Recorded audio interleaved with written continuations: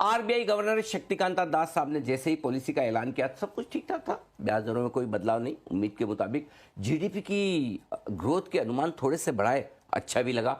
महंगाई धीमे धीमे काबू में आ जाएगी, ये भी उनका मानना था, वहां तक ठीक था। लेकिन उसके बाद धीरे धीरे कुछ प्रयास जो उन्होंने किए वो बाजार को पसंद नहीं है। पहला, लिक्विडिटी को लेकर उन्होंने किसी तरह से लिक्विडिटी बढ़ाने की कोई बात ठोस तौर पर नहीं की, लेकिन इसके बाद जो सबसे बड़ा झटका और डंडा जो लगाया आरबीआई गवर्नर साहब ने बैंक्स पर कि भाई आप जो लोग लोन देते ना, उस लोन के साथ साथ ब्याज दर तो बता देते कि इतनी लेंगे, लेकिन पीछे से कोई प्रोसेसिंग चार्जेस, कोई डॉक्यूमेंटेशन चार्जेस, ये चार्ज वो चार्ज करके जो अनाप शनाप आप कंज्यूमर्स को लूट रहे हैं, ये बंद होना चाहिए। और अब आपको सारे चार्जेस को एक साथ मिलाकर बताना होगा कि वास्तविक ब्याज दर क्या है।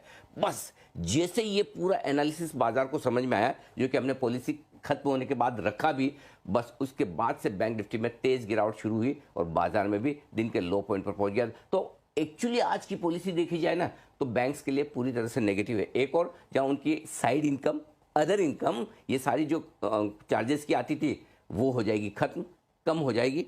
दूसरा, बॉन्ड यील्ड्स बढ़ गए, है ना। तीसरा, लिक्विडिटी की कोई राहत नहीं। तो मुझे लगता है कि आज जो गिरावट आई है पॉलिसी के बाद, उसमें बैंक्स का योगदान ज़्यादा है।